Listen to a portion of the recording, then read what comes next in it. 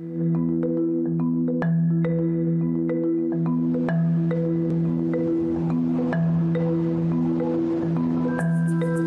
a neighborhood of foes and estranged friends, Hamas could lose an important ally.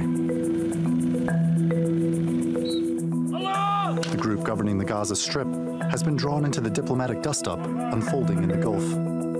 A Saudi-led regional coalition of countries has severed ties with Qatar, which provides vital support to Gaza. We want to see Qatar implement the promises it made a few years back with regard to its support for extremist groups, with regards to its hostile media, with regards to its interference in the affairs of other countries. Not only does the oil-rich emirate support social projects in Gaza worth hundreds of millions of dollars, but it has provided refuge to a number of the movement's political leaders. Ismail Haniyeh, who was recently elected the head of Hamas, has reportedly retracted his decision to move from Gaza to Doha. A number of Hamas leaders are reported to have already left Qatar. Hamas is more politically isolated than ever. Its political situation is catastrophic. The isolation can be expected to last, as well as the economic blockade on the Gaza Strip. Now the question is whether the group will have to succumb to bottleneck pressure building up not only externally, but from within. Israel is planning to further reduce electricity supplies at the request of Mahmoud Abbas, the head of the rival Palestinian Authority, casting the plight of Palestinians in the Strip as a consequence of the political divide among Palestinians in Gaza and the occupied West Bank.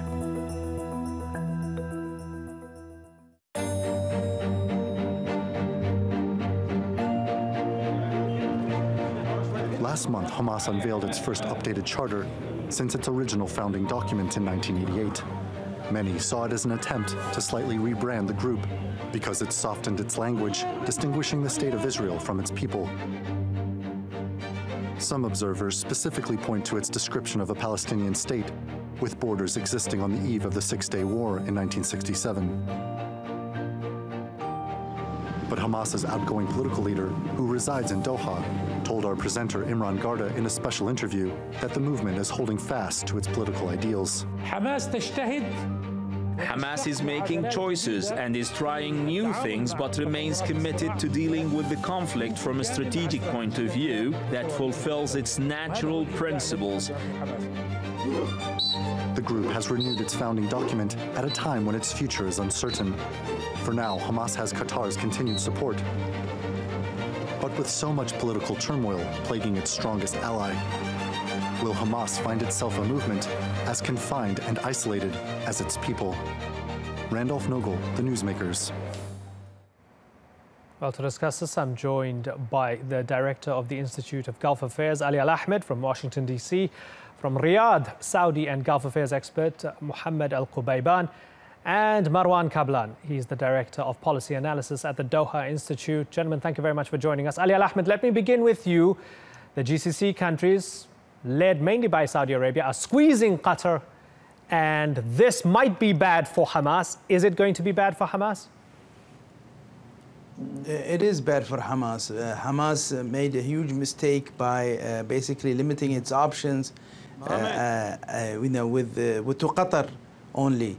So the Hamas leadership has moved to Qatar, which is susceptible to pressure from Saudis and its allies, the Israelis and the Americans, and it has closed its Syria option.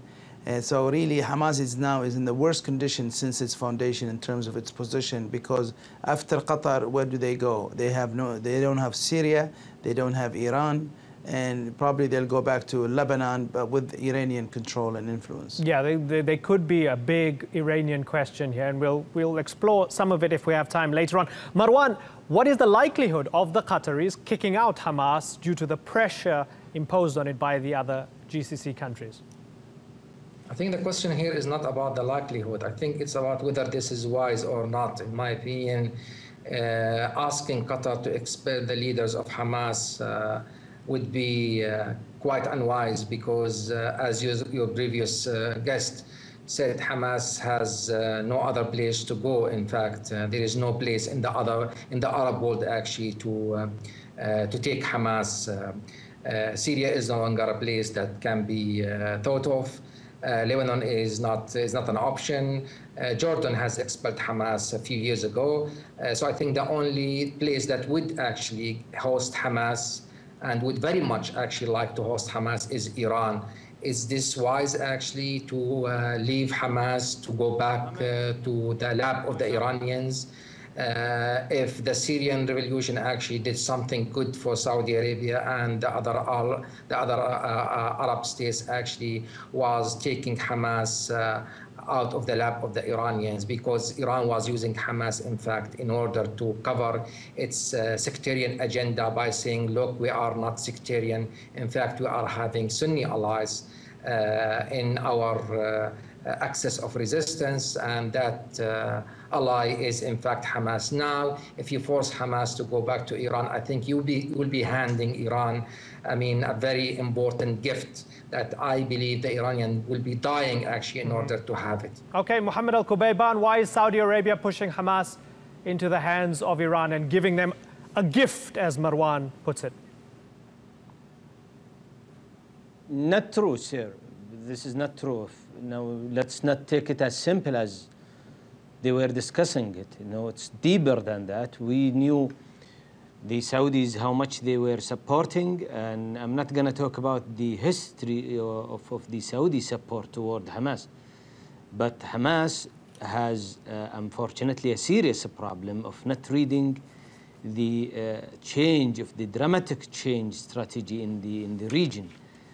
And unfortunately, Hamas put themselves to a corner where they become, or everybody is point their fingers to them as a terror group, and that's really, which is unfortunate thing. But we have to live with what we can fix. Now, please, let's just get back and sit and discuss one more point here.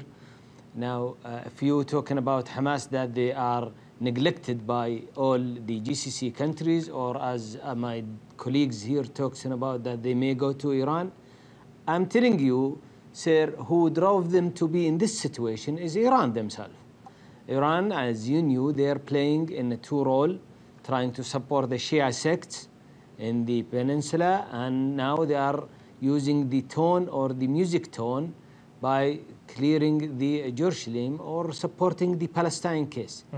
And here we have to look at it. Let's look at it. Who put the Hamas in this situation? Okay, so you blame the Iranians for putting them in that situation. Allow me to come in here for a second. Having spent some time in Saudi Arabia, it's my understanding that many Saudi people see Hamas as a heroic resistance organization. The Saudi government calls them a terrorist organization. The Saudi government is squeezing them, and the Saudi government is essentially on the side of the Israelis when it comes to Hamas now. How does the Saudi government turn to its people and say, hey, these are terrorists and we're on the side of the Israelis? Well, you know, the Saudi government... Sorry, Ali, allow Mohammed to answer that first, and then you can come in. Oh, Mohammed? I'm sorry. Yes, sir. Yeah. Sorry, Ali. But this is not true statement, sir. And unfortunately, I want to just tell you that the Saudi people and the government, they are all synchronized as a mindset. Yes, we consider them as a hero to fight against the Jew. By the way, one thing may be good about this Qatar and the other GCC problem appears. I like one thing happened, that maybe the Muslim nations will pay attention more to the Palestine case. That's maybe the good part of this clash. So let me get back again to your point, but Mohammed, just one little word in there. Hamas now says they don't fight Jews. You said, you know, they fight against the Jews. Hamas says they don't fight Jews. They have a new charter. It says they fight Zionists who occupy their lands. They've taken out all references to Judaism. What do you think about that? They sound very moderate in that respect. Yeah, maybe you're right. Yeah, maybe I misword. Oh, so they are fighting the Zionism. Okay, Jew is a different term. But again, sir, let's talk about what was your point, that the Saudi government, how they convinced their Saudi population. I thought that we are well understanding that the situation here in the Arab Peninsula is getting difficult. some, I'm not saying there is no Saudi people are still thinking that the Hamas is the hero people and they consider Hamas as the right and proper people to lead the government rather than Abbas government. Some people are this, but I don't think so that the majority. I'm not saying this, sir, just because top of my head. No, sir. I'm saying it because we've been hurted by looking at those groups thinking that we are... Saudi Arabia doesn't like political Islam. We are not in their line. Understood. Saudi Arabia doesn't like political Islam. Let me ask Ali Al-Ahmed, is there that synchronicity that Muhammad says between the Saudi government and its people? Because I don't think there is. What do you think, Ali? Oh, I don't think there is. You know, this is not a democracy. You know, it's a complete and absolute monarchy. So whatever the government wants, the government gets. But, you know, a large section of the population did support Hamas initially. But that support has been waned due to Hamas behavior and also to Saudi government change. In the past, there was Hamas leaders visited and raised money in Saudi Arabia, but because of the pressure from the Americans and the Israelis, the Saudi government changed its approach. And because Hamas also could not, follow the Saudi instructions when they had a deal between the Hamas and Abbas, because the Saudis wanted the Palestinians to be under one leadership, Abbas leadership. Hamas didn't want to do that because of their own, not because of Iran. Hamas has been always basically, they decided on their own, although the Iranians have tried, they gave them a lot of money. And Iran does have support inside Hamas, the military section of Hamas. But right now, however, the Iranians don't even trust Hamas anymore. So, or the leadership, the political leadership, Khalid Mish'al and his successor. So it's going to be very difficult for Hamas to find a place even in Iran. They are, this is the worst situation, and I blame the leadership for their sort of almost selfish decisions to, to cut their arms in Iraq, in Syria, and in Iran, because now Qatar will have to give them up. They have no other option. The pressure is so great, so great. Let's see. I want to bring up the Egyptians, and the Egyptians are going to be a common thread throughout this program today. As was mentioned, I spent a bit of time with Khalid Mish'al, spoke to him. I asked him, we mentioned already the fact that they removed, the old charter had the words, Jews, they fight Jews and so on. That was changed to Zionists in the new document that they call it. They don't call it a charter. Also, references to the Muslim Brotherhood purged in this new document. I asked him if that was a sign that Hamas wants better relations with Egypt to try and end the blockade in Gaza. Listen to what he had to say. I've no doubt that Egypt is a key player in lifting the siege imposed on Gaza and opening up the border crossing. So that's why we've worked hard to keep our relationship open with Egypt and visit them and reach an agreement in which they open the border and lift the blockade that Israel is responsible for. Okay, so Marwan, we're talking about Qatar being squeezed by the GCC countries, the Saudis, the Egyptians and so on. But on the other hand, you have Hamas essentially reaching out to the Egyptians. They're telling the Egyptians, hey, we're playing ball. We're taking away the Brotherhood references. Yahya Sinwar, one of the leaders, went to Cairo himself. They've been trying to find ways and means. Could there be a silver lining for the organization here where the Egyptians will be convinced enough to ease the blockade from their end and maybe give Hamas a lifeline, Marwan? Well, I think eventually they will. But before that, I think there is one point that we must agree on. It's really important to make it very clear. First of all, we are talking about Hamas. We are all here talking about Hamas as if Hamas is a terror organization, which is not true in my opinion. Hamas is not designated even by the Saudi government as a terror organization. The Saudi government cannot, in fact, designate Hamas as a terror organization. And Hamas is not also designated by the United Nations as a terror organization. There are a few countries like, for example, Israel, the United States, Egypt. Actually, they did designate Hamas as a terror organization, but the fact is Hamas never carried out any violent action outside historical Palestine or outside or against any party apart from Israel. This is why everybody, almost everybody in the region, considered Hamas as a resistance movement that is fighting for the liberation of the Palestinian people. Back to your question on Egypt. I think Egypt is a very pragmatic party here in relation to Hamas, because when Saudi Arabia asked, for example, Qatar to expel Hamas leaders from here, we are seeing Hamas leaders actually meeting in Cairo. A couple of days ago, in fact, there was the new leader of Hamas actually was in Cairo, and he was holding talks with the Egyptian mukhabarat in order to coordinate between Hamas and the Egyptian authorities on the security of the Sinai Peninsula, because the Egyptians are very much concerned and are very much, in fact, interested in having Hamas cooperating and coordinating with them in order to keep security in Sinai tight against Daesh and against like-minded groups who are fighting the Egyptian authorities in Sinai. Egypt and many other Arab states, in fact, they recognize that Hamas compose one important part of the Palestinian society. It's very, very difficult actually to ignore Hamas. Okay. There is no way, in my opinion, that Hamas can be ignored. This is why I think the Egyptians, also the Saudis, if we ignore the crisis with Qatar, the Saudis, they know, because Khalid Mash'al, the former leader of Hamas, he visited Saudi Arabia last year. He visited Saudi Arabia and met King Salman. Okay. So how come actually... Okay, so let's bring in Mohammed. Mohammed, putting the Qatar crisis aside, is Saudi Arabia still interested in dealing with Hamas as one of the faces of the Palestinian people? We know that in the past, when Hamas had a unity government with Fatah, they met in Mecca. It was the Mecca Agreement. The Saudis were very proud of having facilitated that. So is Saudi Arabia still keen on getting involved in the Palestinian story? Before I answer that, let's get back again. This is an important point, but I want to speak to Ali, and I want to tell Ali, let's grow up in the speech, please, okay? When we are here in a channel, let's not talk about the population of a country. You grow up. Yeah, and let's talk about, so let me finish. I did not stop you here, Ali.